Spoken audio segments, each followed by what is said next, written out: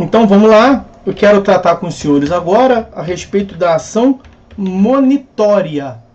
Ação monitória que, como eu lhes disse, está previsto em 3 artigos.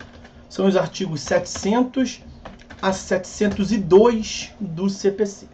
Deixa eu, logo de início, fazer uma apresentação da ação monitória para que depois a gente venha a tratar dos dispositivos. Porque aqui eu vou ter que fazer uma breve divagação, porque a ação monitória, já começando a apresentação dela, a ação monitória ela é um meio termo, ela apresenta características da tutela cognitiva, que é o que nós estamos estudando até agora, né? Cognição, atividade intelectual do juiz, consistente na análise de alegações e provas. Só que a ação monitória, como eles diziam, é um meio termo entre cognição e execução. E na execução, nós temos uma lógica diferente de atuação do Estado juiz. Uma perspectiva distinta de atuação do Estado juiz. Qual seja, ela não tem uma natureza abstrata, como na cognição, mas uma natureza concreta. Uma natureza concreta. Por que uma natureza concreta? Porque a execução ela é destinada à agressão patrimonial para fins de satisfação da obrigação. Então, se a cognição, que é importante distinguir essas duas atividades, cognição e execução. Eu já falei isso com os senhores no período passado, quando tratamos do processo sincrético, mas para fins de recordação. A cognição, ela visa a declaração, ao final, quem tem razão. E para isso o Estado toma conhecimento das alegações e prova das partes. Na execução, o Estado agride o patrimônio do executado para fins de satisfação da obrigação. Então é uma tutela mais incisiva, é uma tutela concreta e não abstrata. Na execução não se visa, portanto, a declaração, mas se visa a satisfação. E a ação monitória, ela é o meio termo. E para compreender esse meio termo, eu tenho que dar um passo além nessa apresentação, especialmente quanto à tutela executiva, que nós não vimos ainda. Porque lá na execução, que os senhores verão em processo civil 4, os senhores verão que essa atividade agressiva do Estado, justamente em razão desta agressividade do Estado ao patrimônio, o Estado ele é mais cauteloso. Então a atividade executiva ela somente é desenvolvida quando há título executivo. A atividade executiva, a execução no sentido técnico, somente é prestada pelo Estado quando há título executivo. O título executivo pode ser judicial ou extrajudicial. O título executivo judicial não nos compete ver aqui, tá, meus amigos? Os senhores verão um período próprio. Eu quero só aqui apresentar uma noção geral. O título executivo judicial está no artigo 515. Como, por exemplo, uma sentença. Não é apenas a sentença. Lá os senhores vão encontrar 8 incisos. Um deles é a sentença. O inciso primeiro nem fala sentença. Fala decisão proferida no processo civil que reconhece a exigibilidade e obrigação. Pode ser uma sentença, pode ser uma decisão interlocutória. É título executivo judicial. A sentença, então, é um exemplo. Então, o juiz condena o réu a pagar quantia, o réu não paga. Nós poderemos ter a fase executiva do processo sincrético? Poderemos, como nós já vimos. Mas por que poderemos? Porque tem um título executivo judicial, que é a sentença.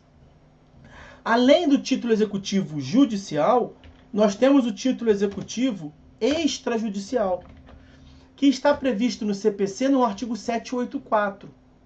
Mas não apenas nesse artigo 784, tem várias leis que disciplinam títulos executivos judiciais. Cédula de crédito rural, cédula de crédito agrícola, industrial, comercial, prevêem a formação de título executivo.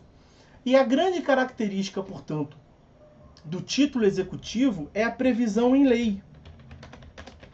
A eficácia executiva algo é título executivo quando a lei assim diz, né? Tem um aforisma, né? Um desses contos, nullum título sine legis. Nullum título sine legis. Então, para a prática da tutela executiva, tem que ter título executivo. Então, se a parte tem o título executivo, é que não nos compete ver quais são. Só diferenciei. Tem uns que são judiciais, outros que são extrajudiciais. E quando a parte tem esse título executivo, ela vai ter a execução a favor dela. Aonde que a ação monitória entra nessa situação aí? A ação monitória tem vez quando a parte tem um documento, nem é um documento, é uma prova escrita. Quando a parte tem uma prova escrita que não é título executivo. Uma prova escrita desprovida de eficácia executiva. Porque se tivesse eficácia executiva, aquela prova escrita, ela já ia propor a execução. Mas ela tem uma prova escrita que, aos olhos dela, a parte, vai convencer o juiz. Então ela pode propor essa ação especial, a ação monitória, que é, como eu lhes disse, o meio termo entre a ação de conhecimento padronizada e a ação de execução. Não é uma ação executiva porque não é um título executivo. É uma prova escrita desprovida de eficácia executiva. Como é que o procedimento vai se desenvolver? Eu vou tratar aqui com os senhores do procedimento logo mais daqui a pouquinho, separadamente. Mas como que o procedimento vai se desenvolver? O réu vai ser chamado, o juiz vai expedir um mandado monitório, mediante uma cognição sumária, analisando a prova escrita, aquilo convencendo o juiz, ele vai expedir um mandado monitório, e o réu vai ser intimado, vai ser citado para pagar ou para se defender. E a depender da postura do réu, o processo segue pela via executiva ou pela via cognitiva. Então, por isso que ela é mesmo um meio termo, dependendo da postura do réu. Se o réu, por exemplo, se defender, e ele se defende por embargos à ação monitória,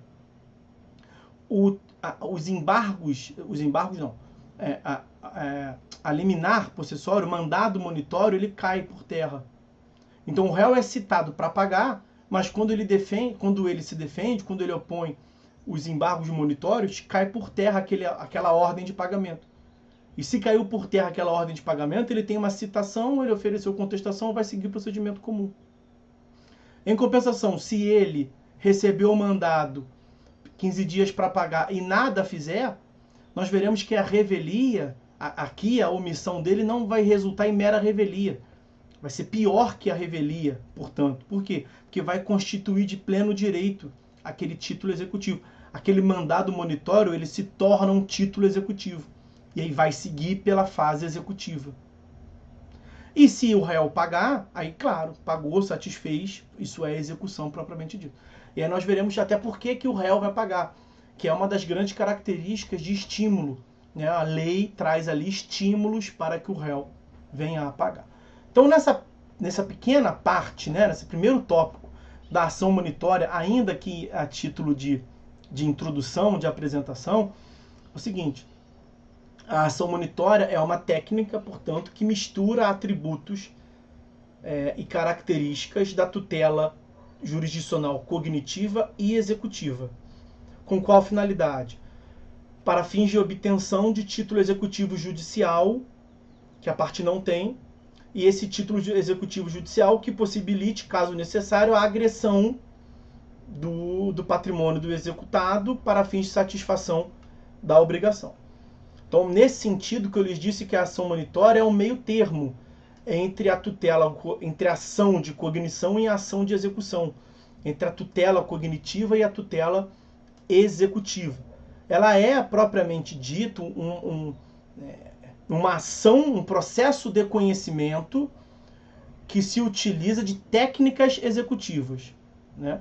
Tanto que no código a ação monitória está dentro do capítulo das ações especiais, dos procedimentos especiais da tutela cognitiva. Nós estamos aqui estudando em processo civil 2. A ação monitória, ela visa a formar um título executivo. E a execução só tem depois do título executivo. Então, a ação monitória é um processo de conhecimento que se utiliza de técnicas executivas, que eu sei que os senhores não viram ainda. Mas eu estou falando isso bem pontuadamente, por quê? Porque tem na doutrina quem diga que a ação monitória seria um novo tipo de ação executiva, né? O que é bem minoritário, porque realmente não tem como ser uma ação executiva se a parte não tem título executivo, né?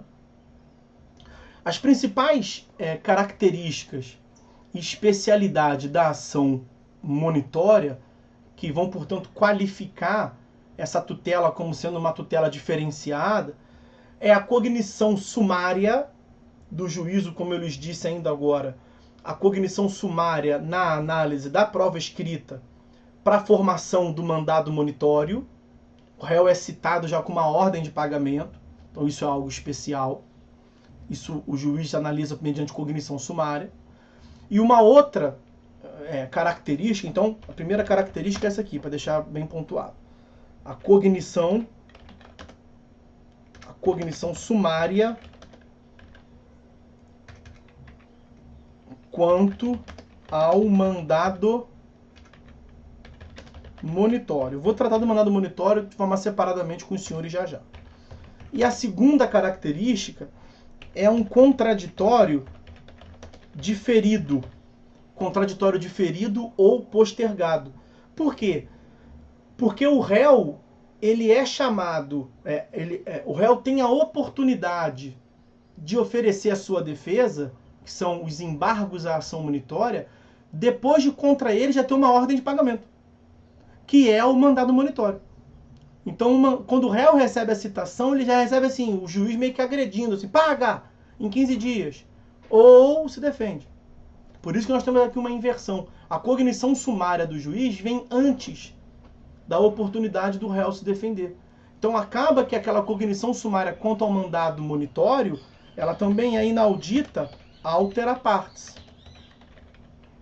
Inaudita altera partes. Sem a oitiva da outra parte. Ela vai ser ouvida, mas vai ser ouvida a posteriori.